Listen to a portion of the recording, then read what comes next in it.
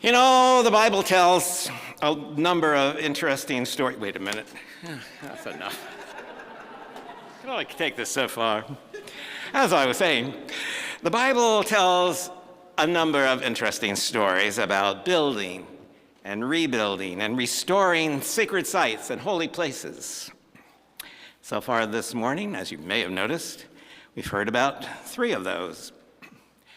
From Vicky and the call to worship, we had Isaiah's vision of rebuilding the ancient ruins of the Jerusalem temple, a vision gifted to a people in exile, people who are suffering the cruelty of mass deportation to Babylon, a people who, finding themselves strangers in a strange land, are longing to return to their place of purpose, to return to that sacred site of safety and sanctity. From Amy, we heard the story of Jacob, who finds that using a rock for a pillow somehow allows him to experience the nearness of God. I got to try that. Jacob dreams of a ladder stretching up to heaven. Literally, it says he dreams of a stairway to heaven, long before Led Zeppelin. And so comforting and comfortable is that stone pillow to Jacob. He then, when he awakes, stands it up to be a marker, to be an altar. In Hebrew, an Ebenezer, a stone of help. And he calls that place Bethel. That means simply the house of God.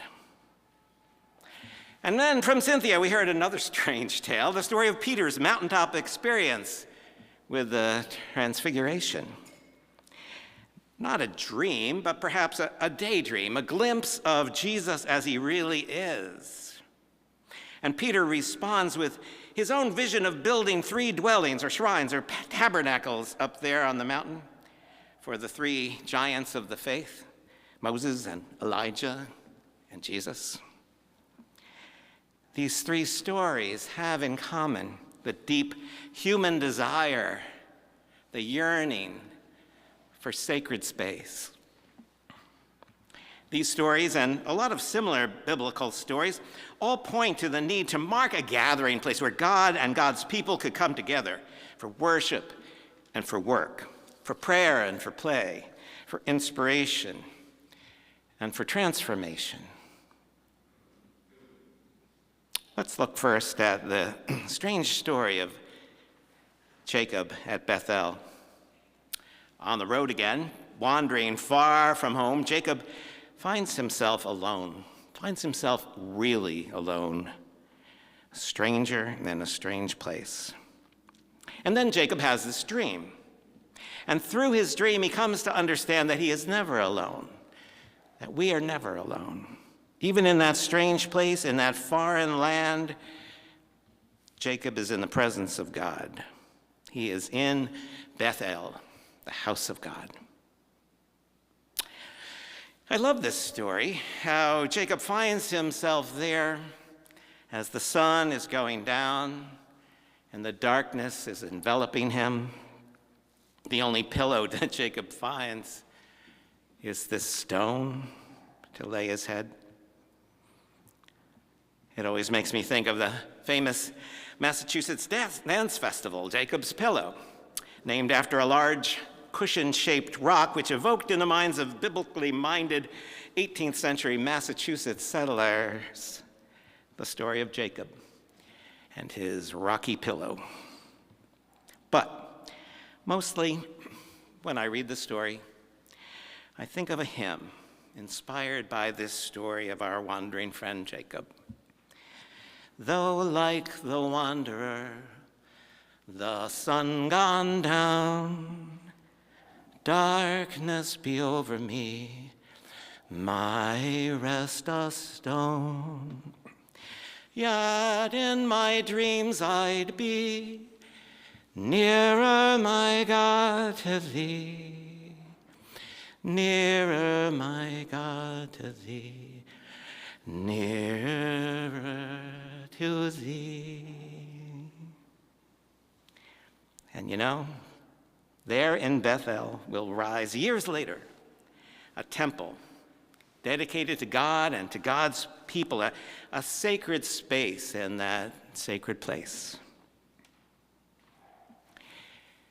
Turning to the story of the Transfiguration, Jesus is also wandering far from home. He's not alone, though, as he climbs the mountain. He brings along a trio of disciples, but he's feeling disconnected. In the Transfiguration story, it's not Jesus who has the dream or the vision, but his disciples. They have a shining vision of Jesus in dazzling white robes, and even his face looks different, both more resplendent and more like himself. Peter and James and John see this transfigured Jesus as he really is, and their vision of this Jesus shows them a Jesus whose appearance matches his reality. A Jesus who is as comfortable with Moses and Elijah as he is with the marginalized outcasts of society who so frequently seek him out down below. And Peter is so moved by this vision of this Jesus. He's moved to cry out, suggesting to Jesus that he and James and John could build 3 shrines up there. 3 structures up on the mountain, 3 tabernacles to serve as shelters, as sacred places, as a home base for Jesus. But Jesus has a home base, and it's not up there on the mountain.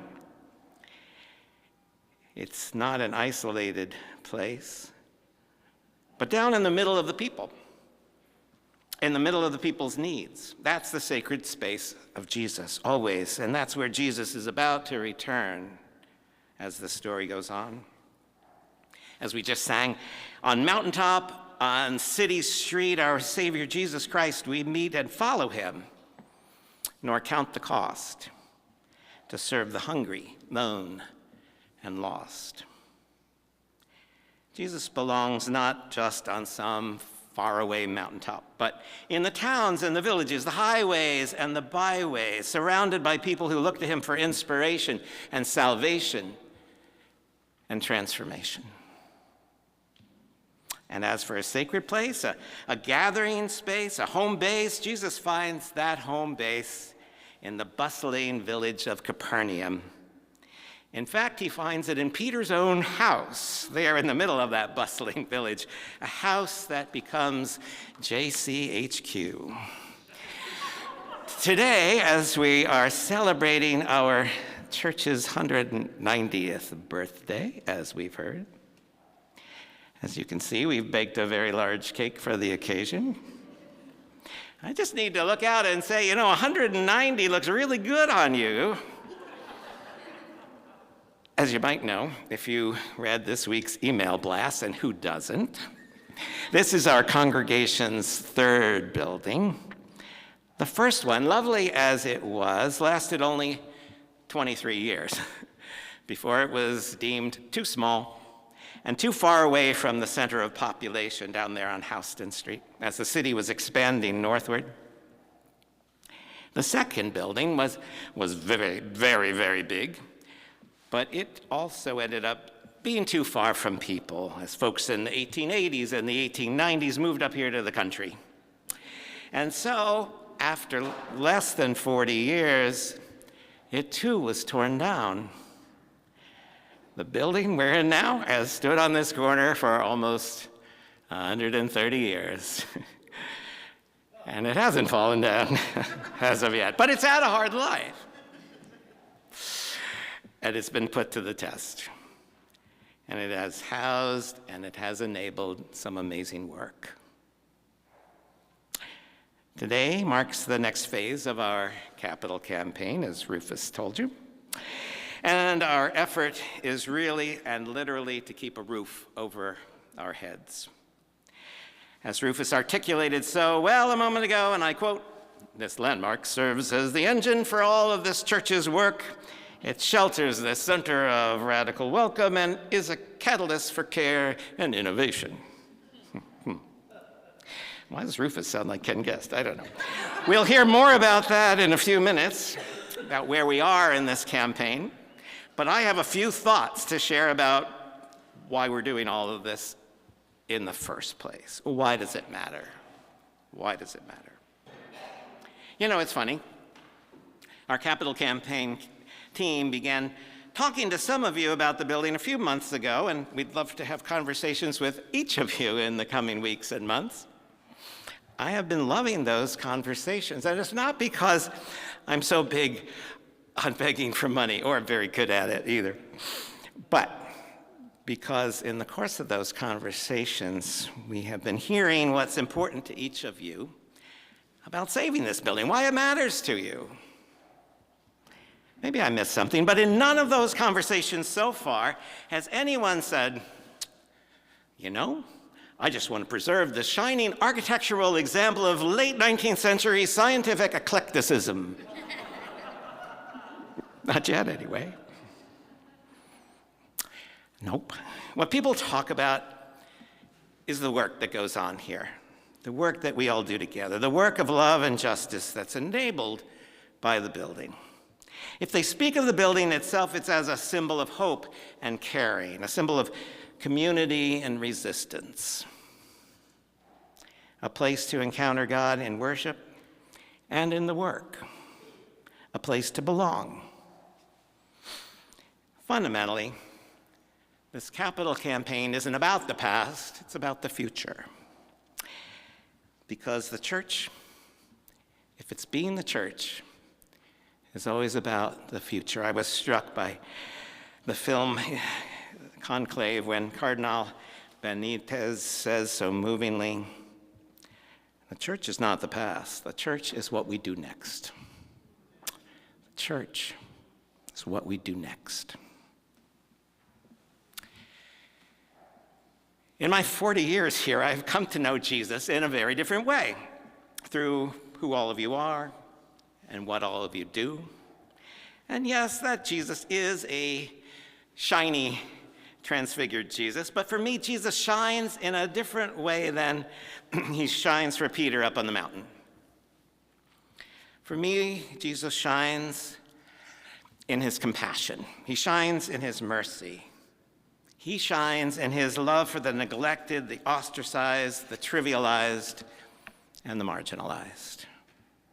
For me, Jesus shines in his embrace of all people, in his radical inclusion of folks of different genders and diverse walks of life. Jesus shines in his resistance to the forces of pettiness and callousness.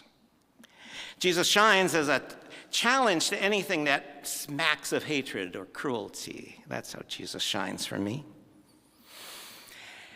Jesus shines as the one who loves the loveless, who feeds the hungry, who embraces the people that nobody else will go near. Jesus shines as he crosses borders and transgresses the conventional. Jesus shines when he moves the church to be transformed, to transfigure itself into a space of grace, because the church is always what we do next. And Jesus shines at those moments when he moves me to get over myself and to do the work of love and justice, the work of resistance and transformation. And so in that way, I can say, and I can even occasionally sing, shine, Jesus, shine. Shine on me. Shine on me.